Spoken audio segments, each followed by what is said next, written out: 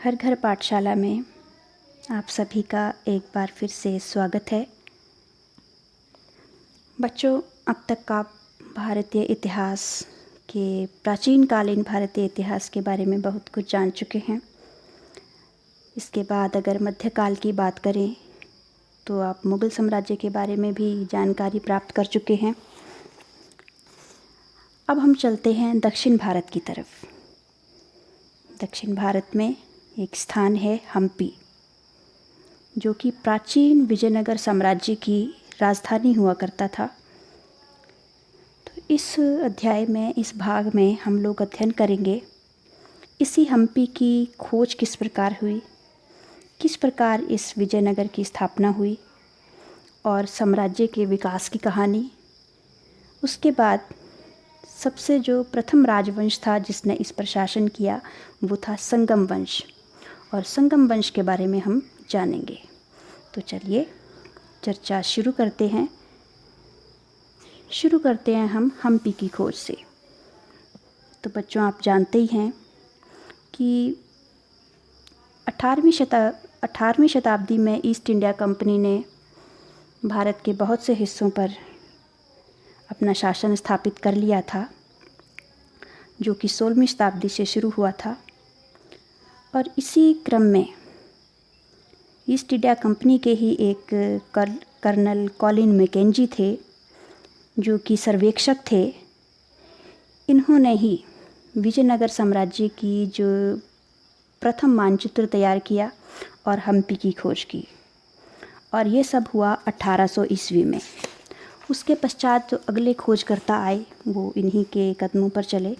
सब प्रथम इन्होंने ही तैयार किया था, और इसको तैयार करने के लिए इन्होंने दक्षिण भारत में स्थित विरूपाक्ष मंदिर, आज भी हैं ये, और पंपा देवी मंदिर, यहाँ से अभिलेखों से इन्होंने जानकारियाँ प्राप्त की।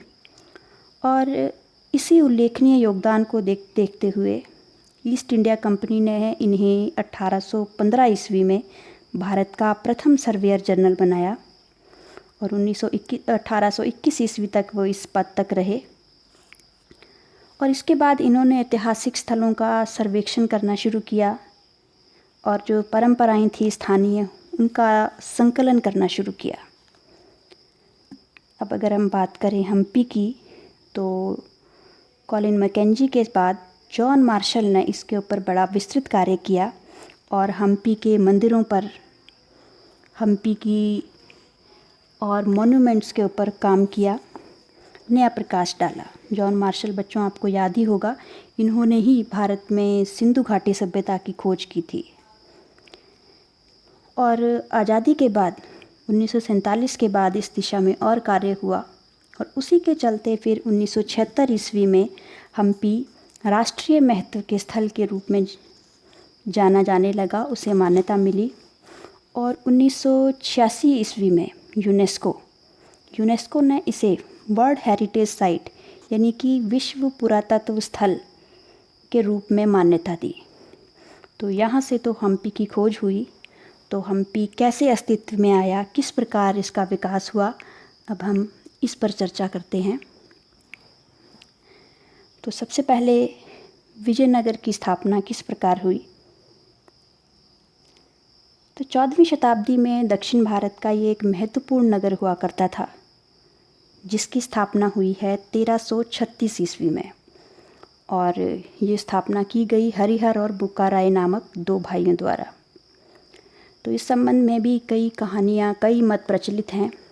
सबसे जो प्रचलित मत है या मान्यता प्राप्त मत है वो यह है कि भाई 1327 ईस्वी में, उस समय दिल्ली सल्तनत पर मोहम्मद बिन तुगलक का शासन था।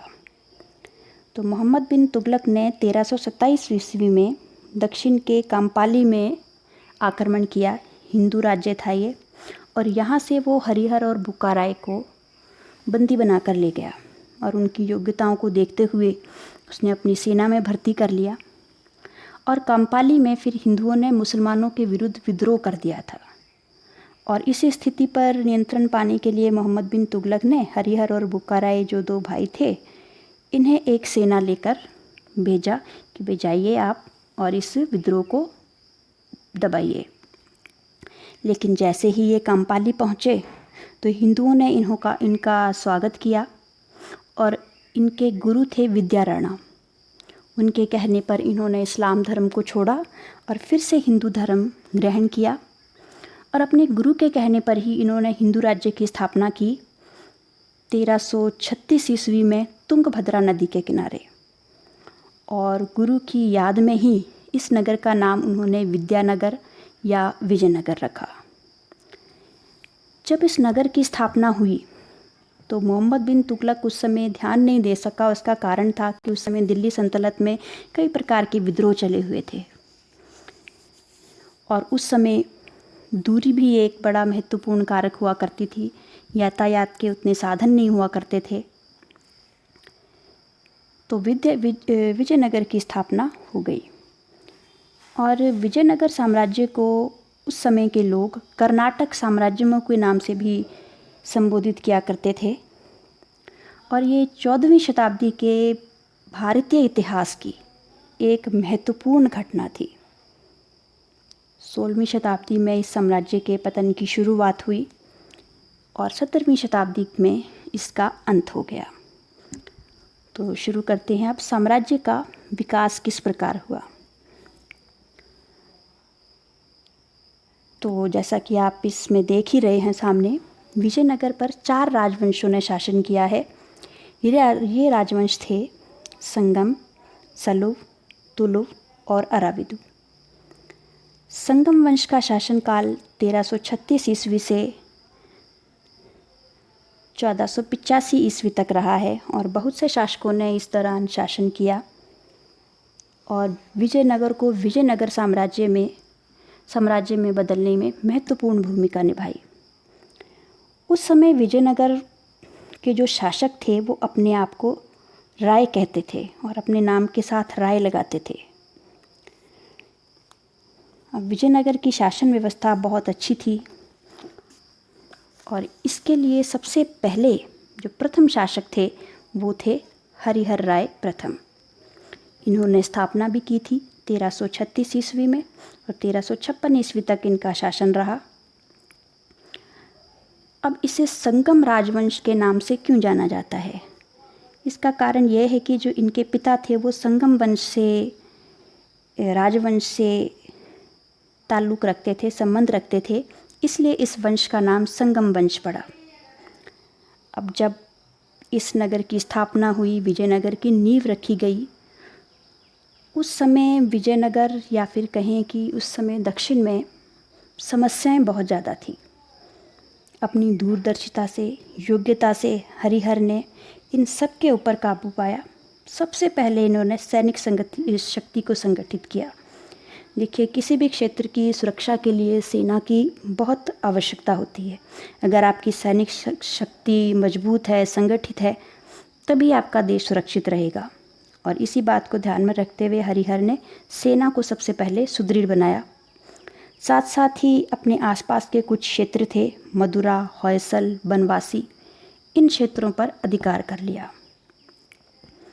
अब राज्य का विस्तार तो किया ही किया, लेकिन सिर्फ यही नहीं किया, हरिहर ने शासन प्रबंध की ओर भी ध्यान दिया। बहुत वर्षों से या फिर कहें कि शताब्दियों से जो कृषि है वो अर्थव्यवस्था की रीढ़ रही है। हरिहर ने इसी बात को ध्यान में रखते हुए कृषि को प्रोत्साहित किया, सिंचाई के साधनों का विकास किया और हम्पी इस स्थान को विजयनगर राज्य की राजधानी बनाया। 1356 ईस्वी में हरिहर राय की मृत्यु हो गई और उसके बाद इनका भाई बुका राय शासक बना। ये भी अपने बड़े भाई की तरह बड़ा ही दूरदर्शी शासक था। इसने सबसे बड़ा कार्य किया कि जो प्रांतों के गवर्नर थे, जो प्रांत बनाए थे, उनको शक्तिशाली नहीं होने दिया। उसके अलावा मदुरई पर अधिकार कर लिया। मदुरई के साथ साथ रायचूर दोआब का क्षेत्र हुआ करता था। ये वो क्षेत्र था तुंगभद्रा और कृष्णा नदी के बीच का क्षेत्र। और बच्चों, ये क्षेत्र बहुत ज़्यादा समृद्ध था, आर्थिक संपदाएं यहाँ बहुत ज़्यादा थी, तो इसके लिए संघर्ष चला ही रहता था। और बुक्का राय इसमें विजयी रहा। साथ साथ ही इसने विदेशी संबंध भी स्थापित किए, जिसमें चीन और श्रीलंका मुख्य थे। और एक जो सबसे बड़ी बात, इसने किसी भी धर्म के साथ कोई भेदभाव नहीं किया और बहुत से मंदिरों का निर्माण करवाया। इतिहासकारों के अनुसार बुक्काराय ने ही साम्राज्य के वास्तविक नींव रखी, यानी कि वास्तविक संस्थापक था ये विजयनगर का। इसके बाद हरिहर द्वितीय का शासन आया 1377 ईस्वी से 1405 ईस्वी तक, और इन्होंने महाराजाधिराज की उपाधि भी ग्रहण की। और महत्वपूर्ण शासक इसमें रहे 1406 ईस्वी से 1422 ईस्वी तक देवराय प्रथम।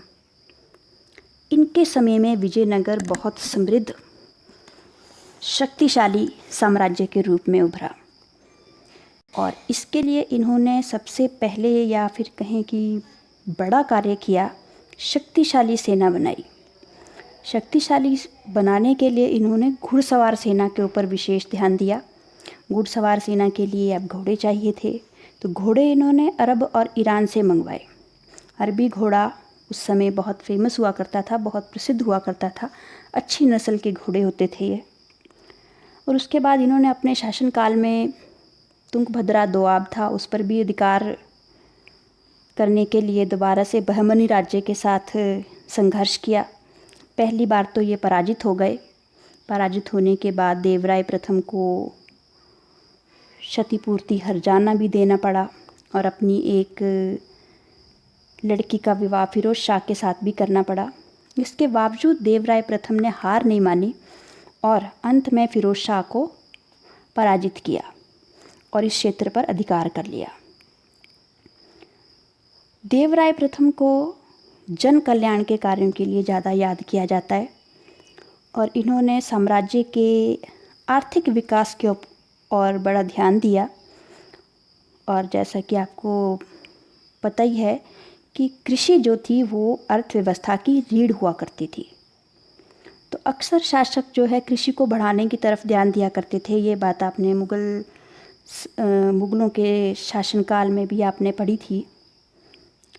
ऐसे ही इन्होंने भी कृषि साधनों के ऊपर ध्यान दिया और सिंचाई साधनों के ऊपर विशेष ध्यान दिया, और इसके लिए इन्होंने तुंगभद्रा नदी पर नए नए बांध बनवाए, और इन बांधों से जो नहरें निकली उसका सिंचाई के लिए प्रयोग किया गया, जिससे कि कृषि से प्राप्त जो आय थी वो बढ़ी। इसके अतिरिक्त देवराय कला और साहित्य का भी बहुत बड़ा संरक्षक था। इनके दरबार में बहुत से विद्वान रहा करते थे, और इसी संदर्भ में हम उल्लेख करना चाहेंगे एक इतालवी यात्री निकोला द कांति का। ये इटली से आए थे और ये देवराय प्रथम के दरबार में रहे, और इन्होंने देवराय प्रथम के बारे में लिखा है कि ये भारत के उस समय के जितने भी शासक थे उन सब में सबसे ज़्यादा शक्तिशाली थे। इसके अतिरिक्त इनके काल में समृद्धि तो थी ही। इनके बाद शासन संभाला देवराय द्वितीय ने। इनका शासनकाल रहा 1422 ईस्वी से 1446 ईस्वी तक,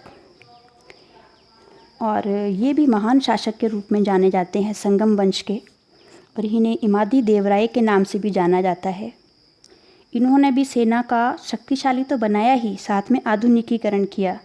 जो उस समय के हथियार या फिर कहें आधुनिक हथियार थे वो सब अपनी सेनाओं को उपलब्ध करवाए, और इसकी सहायता से इन्होंने अपनी साम्राज्य की जो सीमाएं हैं इनमें विस्तार किया। जिसमें रायचूर दोआब था उस पूरे को अपने साम्राज्य में मिला लिया। इसके अतिरिक्त कुछ राज्यों के शासकों से अधीनता स्वीकार करवाई, जिसमें किलोन, श्रीलंका, पुलिकट और पेंगू आदि शासक थे।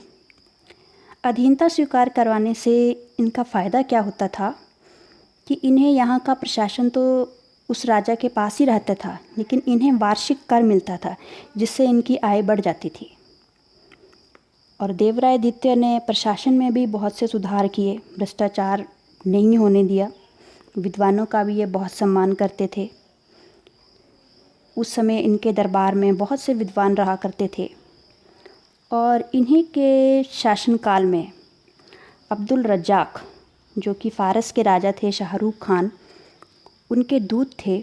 उन्होंने विजयनगर की यात्रा की थी और वो भी लिखते हैं कि भाई देवराय द्वितीय संगम वंश के महान शासक भी थे और उस समय विजयनगर साम्राज्य बहुत ही समृद्ध था। इनकी मृत्यु के बाद संगम वंश के जो शासक आए, इसमें विजयादित्य, मल्लिकार्जुन, विरूपाक्ष, इन्होंने शासन किया। लेकिन ये सभी शासक अयोग्य निकले, इतने बड़े साम्राज्य को संभालने में असमर्थ रहे, जिसके चलते राज्य में अराजकता फैल गई। और इन सब को संभाला नरसिंह सलूब ने और 1485 ईस्वी में उन्होंने विरूपाक्ष की हत्या कर दी और स्वयं शासक बने और साम्राज्य में जो फैली हुई अराजकता थी उसको दूर किया। तो बच्चों, आज इतना ही। अगले अध्याय में हम तलूब वंश के बारे में पढ़ेंगे। और अब आप इस वीडियो को देखने के बाद इसकी जो वर्कशीट है इन्हीं प्रश्नों पर आधारित होगी, उसे आप करेंगे। Have a good day.